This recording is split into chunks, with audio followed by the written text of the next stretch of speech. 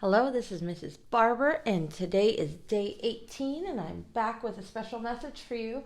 A story, a poem, and an activity. And today's activity was inspired by Rose. She went out in the yard and found something extra special for us to use for our activity.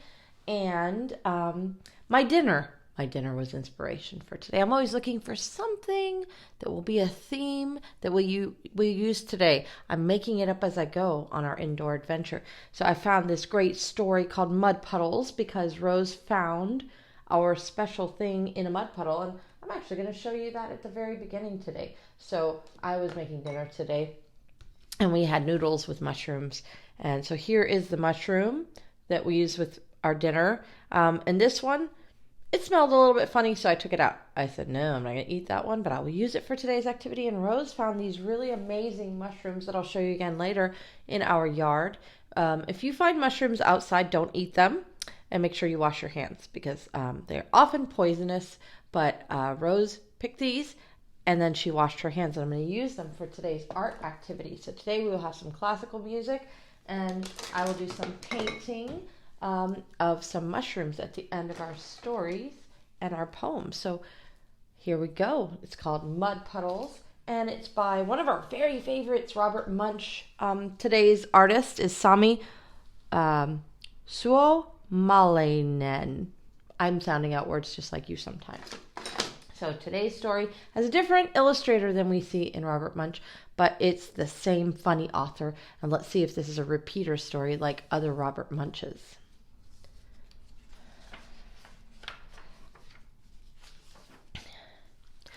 Julianne's mother bought her clean new clothes. Julianne put on a clean new shirt and buttoned it up the front. She put on clean new pants and buttoned them up the front. She walked outside and sat down under an apple tree. And Rose found our our mushrooms under our fig tree in our backyard. Unfortunately, hiding up in the apple tree, there was a mud puddle. It saw Julianne sitting there and it jumped right on her head. She got completely all over muddy.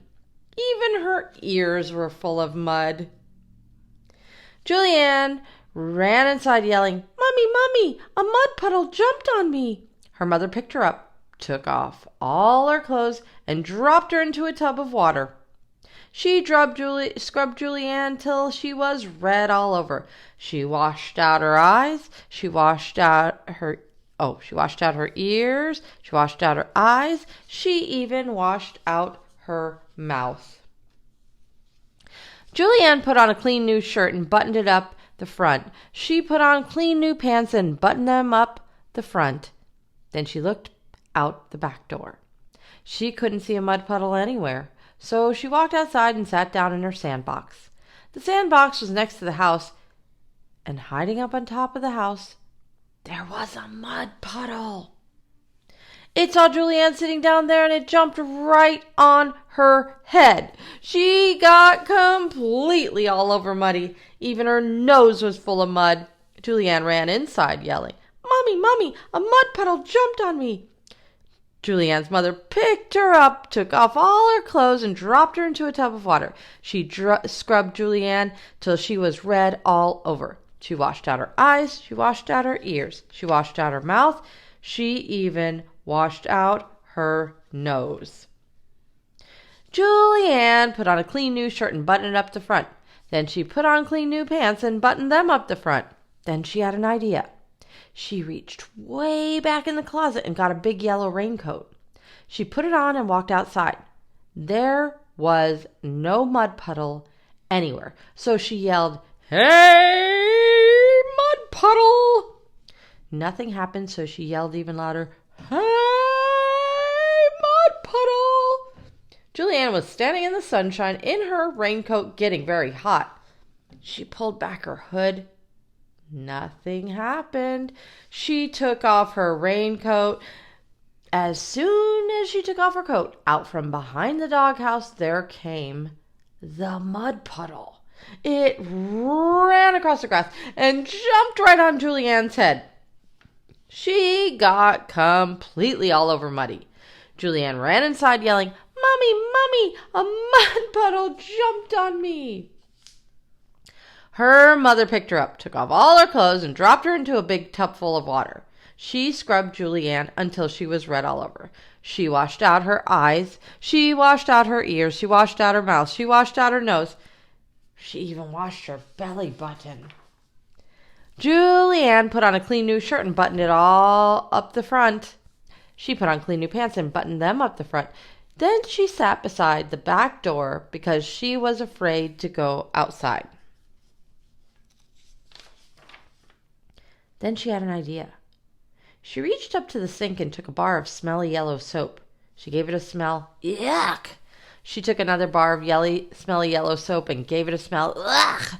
She put the smelly yellow soap in her pockets. Then she ran out into the middle of the backyard and yelled, "Hey, mud puddle!"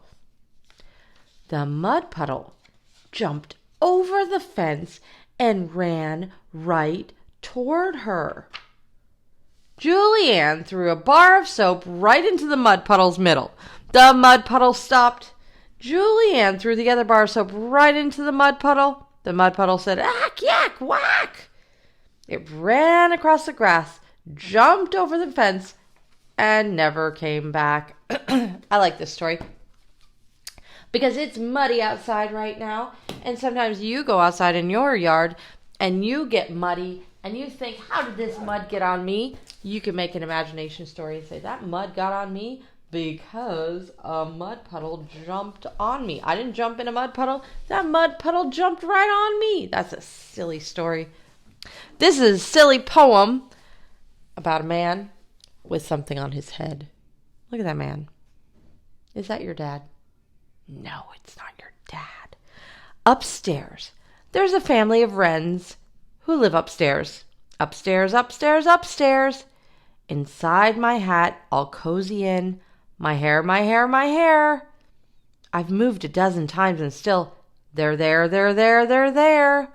I'd like to get away from them. But where? But where? But where? This hat just isn't big enough to share, to share, to share. But now I see you're bored and you don't care, don't care, don't care about the wrens who live inside my hair, my hair, my hair. And there you can see the birds living inside that guy's hair. This is from Shel Silverstein's Where the Sidewalk Ends, one of my favorite poetry books from when I was just your age. So today I found a song by a man named Robert Schumann, and he was born in the early 1800s. So he was born 200 years ago, and he wrote this beautiful symphony called Symphony Number 1 in B flat major, also known as Spring. So I'm going to play this Symphony Number 1 in B flat major by Robert Schumann, and just like in music class, you can see if you can hear the instruments, and you can paint along with me if you have your own paint, or you can draw along with me if you have your own pencil and paper. I'm just going to use these great mushrooms today as my inspiration.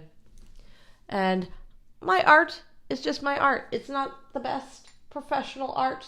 I'm not making $1 million, but it's a feel-good feeling to make something with your hands, with your mind, with your body.